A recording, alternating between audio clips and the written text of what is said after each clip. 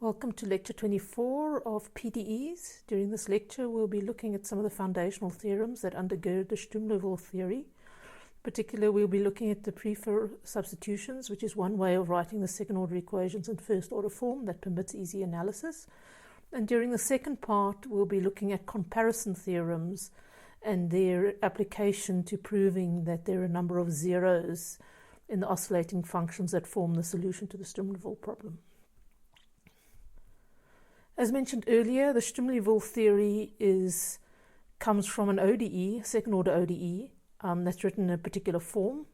For example, let's just simply, or rather the operator that we use is simply this form. And as I mentioned, any second order equation can be written in this form, but it's very important before doing any of the analysis regarding the Sturm-Liouville theory to actually write it in this form. And this will become apparent as we go through the theorems that undergird the theory itself. So for now, this is the operator that we defined in the last lecture, and we'll be looking at in this lecture. And in this case, for this operator, P and Q and W are functions of X. They're known before you start solving the problem. P and W are assumed to be greater than 0, while P, the first derivative of P, Q and W are assumed to be continuous on the domain of interest, namely AB. To begin with, we'll simply be studying the linear operator applied to U equals to 0, and during the subsequent lecture we'll start looking more carefully at the Sturm-Liouville eigenvalue problem itself. Also, for this lecture we're going to simply consider the case where it is a traditional second order problem, namely that the initial conditions that we specify are the function u at a, as well as the first derivative of the function u prime at a. Okay, so most of the classical results for ODEs then hold. In particular, because it's a linear operator, you'll have two unique solutions, and it depends smoothly on the initial conditions, and the existence is guaranteed. Okay, just one comment for the solutions we'll be looking at non-trivial solutions. In other words, that u0 and u prime are not both 0, because for this particular operator, if that were so, we would also have specified the second derivative to be 0 at that point, and that would mean that the solution is identically 0. So we're looking for non-trivial solutions to this operator L applied to u equals to 0.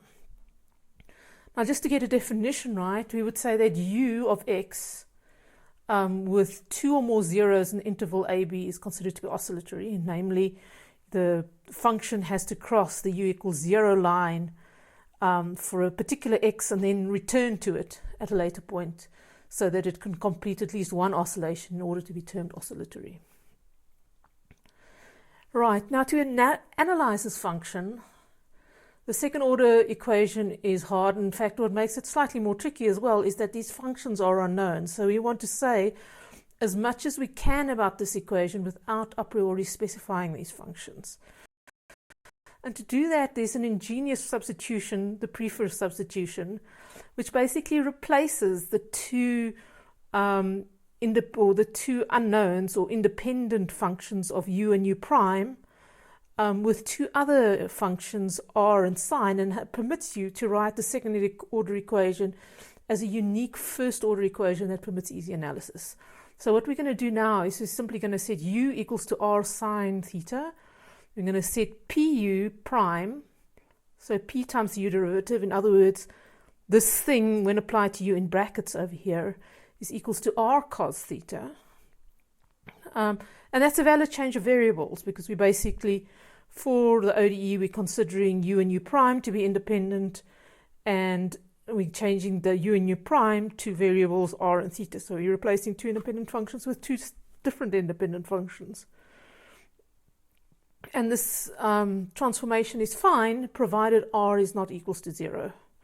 And just to check that in fact it isn't, on AB, we can compute what r is in terms of u and u prime simply by squaring these two expressions. In other words, we have r squared sine squared plus r squared cos squared, and that means we have r squared equals to u squared plus pu prime squared, and then we just take the square root, and we're going to assume that r is positive. which is fine. We haven't lost any arbitrariness in that assumption. And so, as I mentioned in the previous time, just roughly argued for it, we expect this operator to have a series of oscillatory solutions. And we want to, regardless of what, provided P and Q and all these functions entering these things are continuous. And this is what we're going to start proving in this lecture. And what this transformation does is it simply goes about, or one of its good attributes is that it makes it very easy for us to identify the positions at which U is equals to 0. Because in fact, U vanishes whenever theta is equals to n pi. Okay, so now we want to write down a system of ODEs, a first order system of 2 ODEs that's equivalent to our second order operator L that we've got here. So the way we go about doing that is simply we've got to write down 2 differential equations for R and theta. And to find those equations, what we do is we differentiate the first thing of the Prufer substitution, namely we take U prime is equals to R prime sine theta plus R theta prime cos theta. Okay, but we already know from the other thing that U prime is equals to R over P. So this is our first equation that it can be used to find an explicit expression for R prime and theta prime. The second expression comes from simply substituting this Prufer substitution back into this operator L of U equals to 0. And when we do that, this term P U prime simply becomes R cos theta. So what we get is basically dr cos theta dx plus qr cos theta, because we multiply this q by u as well. And expanding this using the product rule, we get r prime cos theta minus r theta prime sine theta is equals to minus qr sine theta. Okay, so we've taken this factor over here to the right-hand side. And the amazing thing when you actually solve for r prime and theta prime is that the system decouples. And to see that, let's first solve for theta prime. So the way to solve for theta prime is simply to multiply this top equation by cos theta, and to multiply this bottom one by sine theta, and to subtract them from each other. So then you have r theta prime cos theta plus sine theta both squared. So cos theta squared plus sine theta squared, which is 1. And you have r prime sine theta cos theta minus r prime cos theta sine theta, so that term vanishes. And here on the right-hand side, you're left with r over p cos theta squared plus qr sine theta squared. And you can divide everywhere through by r, and you're left with this equation. So the very, very nice thing about this particular substitution, the reason why it was so successful in permitting people to make advance in describing the solutions, is that theta prime completely decouples. It's got no dependence on r or whatsoever. So it's a first order ODE for only one unknown. So it's theta prime x is equals to 1 over px cos squared theta plus qx sine squared theta. Okay, which is a very, very nice thing. It's simply a first order ODE, although it has an explicit dependence on the independent variable via these functions we have not yet specified. It doesn't have any R components in it. So you can solve this thing independently and you're guaranteed a solution given the one initial condition. The second equation also is simply dependent on the solution that you get for the first. So you have basically R prime of x over R, so the ddx of ln of R is equals to 1 over p of x minus q of x sine theta cos theta. And that solution you get, or that expression you get by multiplying this top equation by sine theta and this bottom one by cos theta and simply adding the two together. Okay, and that will remove the theta prime terms and you're left with this thing on the right, this term on the right hand side. So it's a very, very nice thing to analyze. Okay, so your method of solving it is, as I've said, you first solve the first equation for theta, then you substitute it back into this equation, which is basically an expression for the derivative of ln theta, and you integrate it, and then you have the solution. Okay.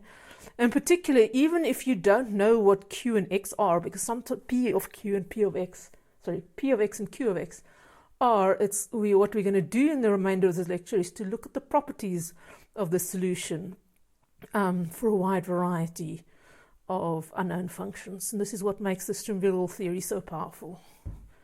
In particular, as I mentioned earlier, also, it makes it very easier to identify the zeros after you've done the Prufer substitution. And the way you do that is simply whenever theta of x is equals to n pi, u is actually equals to 0. And to make the system complete, or to make it a well-posed set of first-order ODEs, we have to specify the initial conditions, and we have to relate these initial conditions to the initial conditions we specified for the second-order equation. And the first one is R0 is simply the R defined here. And at the 0 point where we actually know these, that we get from the initial conditions for U. And the second one is to find an expression for theta 0. And that we can find simply by looking at this, once again, the Prufer transformation and dividing this first equation by the second one, substituting in the initial conditions. What we then get is we've removed R and we have an expression for tan of theta 0. And that simply equals to U0 over P A U prime 0. And there's some arbitrariness in the, because you can always add n pi to tan theta 0, and it'll still solve this problem. We're going to restrict theta 0 to be in the domain 0 pi. Okay, so what we're now going to do is simply focus on our theta equation and to look at some of its properties. And I'm first going to state these properties and illustrate them before I go about proving them, because it somehow makes it easier to understand the theorem. So the statement is, or my statement is, this equation basically behaves like a ratchet. And I'll explain this more carefully now. So what it basically does is, once it attains a value of n pi for some xn, it always remains greater than n pi for x greater than xn. Okay, so this doesn't mean that, so one way of doing this is, suppose you imagine theta is a straight line. It starts at, say, theta 0 is equals to 0, and it increases and eventually it reaches a value of pi, and eventually it reaches a value of n pi, or sort of 2 pi and 3 pi. So any monotonically increasing function will have this property as well. But note that the statement doesn't guarantee that it's monotonically increasing. It simply makes this thing, and this is what we're going to prove. Okay, so it doesn't necessarily mean this function is monotonically increasing, although a monotonically increasing function will suffice to satisfy this criterion. And this is also why I said it behaves like a ratchet, because you can sort of, the function can increase as long as as soon as it's like, oh, well, firstly, do you know what a ratchet is? It's like this little device with a whole bunch of teeth that you use to tighten things. And so when you tighten it, you can like tighten it, and the moment the thing moves past one of the teeth, it completely locks it and prevents it from going backwards. But while you're tightening it to the next tooth, it can still move forward and backwards. Okay. So just to make a sketch of a potential function, what you have is here, suppose it starts here at gamma, theta 0, it increases, and then once it crosses the line of a integer times pi, it remains above that line. So even it can still increase, it can decrease a little bit, but it'll never actually cross this line pi again. And then it'll increase possibly, and then eventually either reach B or it'll cross the line again. It may then decrease, but it'll never cross this line 2 pi once it's gone across 2 pi, and it'll increase again. Okay, and that's what we're going to prove right now. So let's begin with a more mathematical statement than a ratchet. So the statement is, there is at most one value, xm, in A and B such that theta of xm is equals to m pi. Okay, and you can verify it if you look at this picture. There's only one place at which theta is equals to pi, one place at which theta is equals to 2 pi, and 3 pi, etc. Okay, if x is greater than xm, in other words, if x, say, if we're considering x1, if x is greater than xm, in other words, on this side, theta of x